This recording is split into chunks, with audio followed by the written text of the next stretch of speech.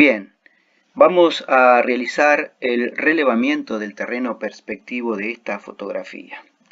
Lo primero que podemos visualizar que se trata de una perspectiva de plano de cuadro vertical.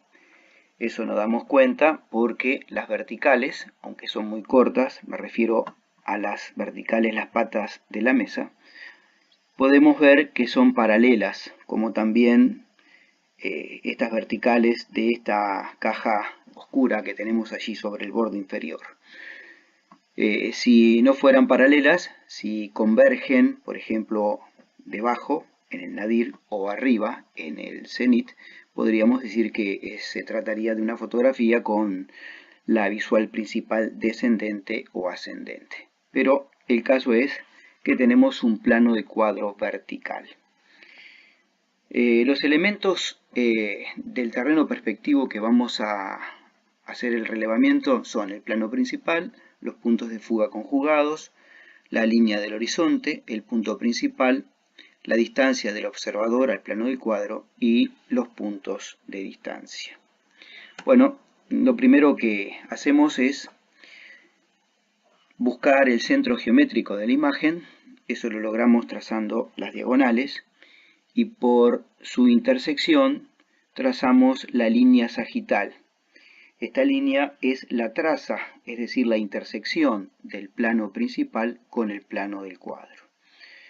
A continuación, elegimos, por ejemplo, los bordes de la vereda de la piscina, que forman un rectángulo, los prolongamos y así tenemos que las aristas que se alejan hacia la izquierda definen un punto de fuga, que le ponemos PFI minúscula, y las que se alejan hacia la derecha definen el punto de fuga de la derecha. Si unimos ambos puntos de fuga, obtenemos la línea del horizonte. Esta recta debe coincidir con el horizonte que visualizamos en la imagen.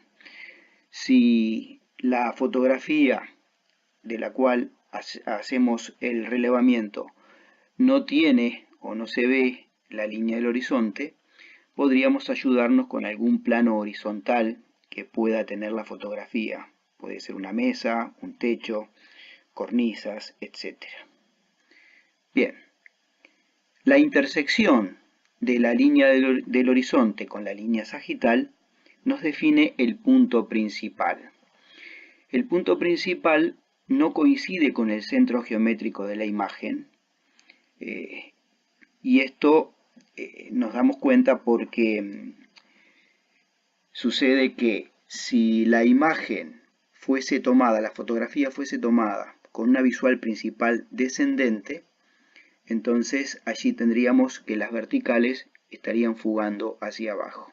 Como las verticales son paralelas, sabemos que el plano del cuadro es vertical. Nos quedan frontales de esas verticales. Por lo tanto, la visual principal es horizontal. Y si la visual principal es horizontal, el punto principal lo tenemos en el horizonte. Ahora bien, dijimos que el punto principal está en el centro geométrico del cuadro. Y eso efectivamente es así. Lo que pasa es que aquí el cuadro llega más arriba de lo que tenemos aquí visible. Este borde, entonces, aparece al recortar la imagen. Así que tenemos un cuadro recortado, lo que podríamos decir que es un encuadre. Bien, el punto principal nos queda definido. Ahora vamos a hallar la distancia del observador al plano del cuadro. Para eso vamos a hacer uso de un trazado que se llama del arco capaz de 90 grados. Para eso buscamos el punto medio del segmento cuyos extremos son el punto de fuga de la izquierda y el punto de fuga de la derecha.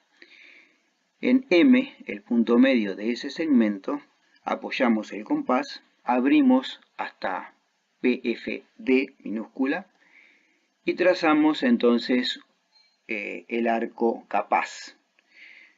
En la intersección con la línea sagital encontramos entonces el observador. En realidad no es el observador, porque el observador está perpendicular al plano del cuadro. Es un abatimiento del observador. Por eso le ponemos sub 1 o sub 1. La distancia entre O sub 1 y PP es la distancia del observador al plano del cuadro. Si nosotros trazamos las visuales desde O sub 1 a los puntos de fuga, vamos a ver que estas visuales forman ángulo recto. Eso es así porque justamente es la condición del arco capaz de 90 grados.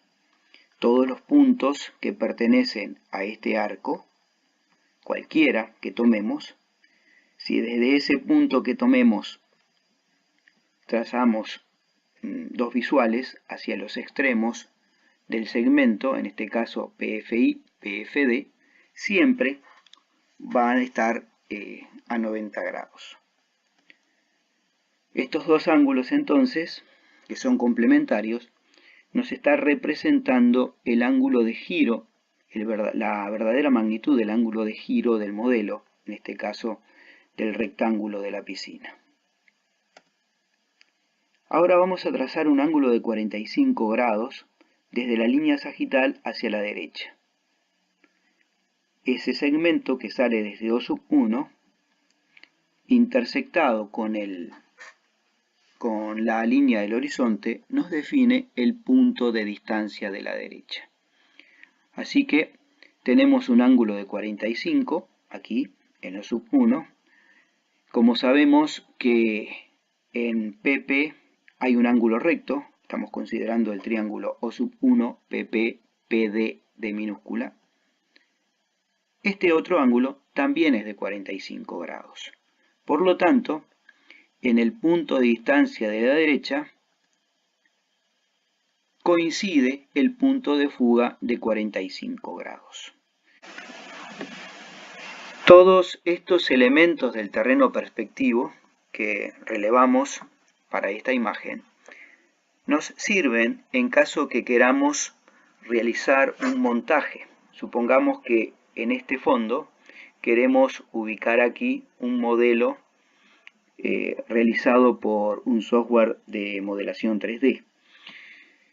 Tendríamos que hacer coincidir el terreno perspectivo del modelo con el terreno perspectivo de la imagen para lograr un montaje a la perfección. De no coincidir, entonces el espectador seguramente va a visualizar cosas que no son coherentes espacialmente.